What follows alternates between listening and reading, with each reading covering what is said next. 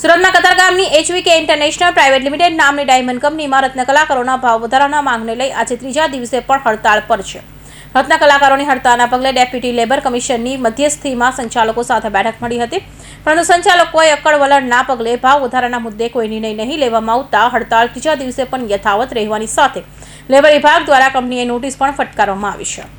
મંદીના કારણે રત્ન કલાકારોની આર્થિક સ્થિતિ રોજબરોજ કથળી રહી છે, ત્યારે કતારગામની HVK ઇન્ટરનેશનલ પ્રાઇવેટ લિમિટેડ નામની ડાયમંડ કંપનીના રત્ન કલાકારો દ્વારા હીરાની મજૂરીના હાલના ભાવ 16.50 રૂપિયામાં વધારો કરી 1.50થી લઈ 2 રૂપિયા સુધીના વધારાની રજૂઆતને ધ્યાનમાં લઈ બાંયધરી આપ્યા બાદ પણ વધારો કરવામાં આવ્યો ન હતો, જેને પગલે 16 એપ્રિલથી કંપનીના 80 જેટલા રત્ન કલાકારોએ હડતાળ ઉપર ઉતરવાની ફરજ પડી હતી.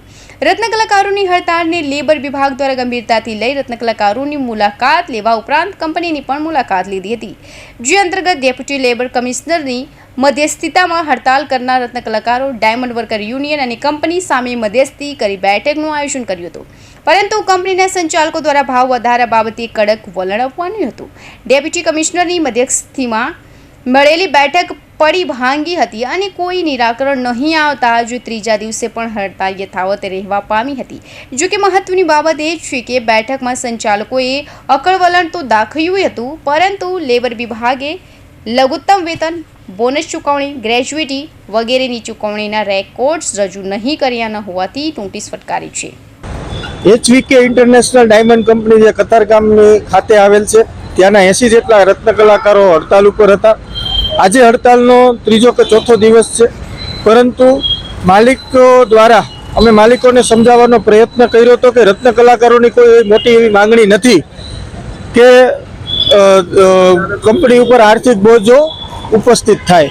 રત્ન કલાકારોની 1.5 થી 2 રૂપિયાની માંગણી હતી. એ માંગણી નહીં સંતોષતા અમે લેબર ડિપાર્ટમેન્ટમાં જાણ કરી હતી અને ગઈકાલે લેબર ડિપાર્ટમેન્ટ દ્વારા કારણદર્શક નોટિસ આપવામાં આવેલ છે કે મજૂર કાયદાનું પાલન તમે કરો છો કે નહીં એનો ખુલાસો કરો, જેથી કરી રત્ન કલાકારોને જે ગ્રેજ્યુટી, બોનસ ને હક રજાઓ જે મળે છે એ જે કાયદાના પ્રાવધાન છે એ પ્રમાણે એને નોટિસ આપવામાં આવી છે. અમે ફેક્ટરી ઇન્સ્પેક્ટરને પણ ફરિયાદ કરેલ છે, માનવ અધિકાર આયોગમાં અને PF કમિશનર પણ આ બાબતે અમે ફરિયાદ કરવાના છીએ.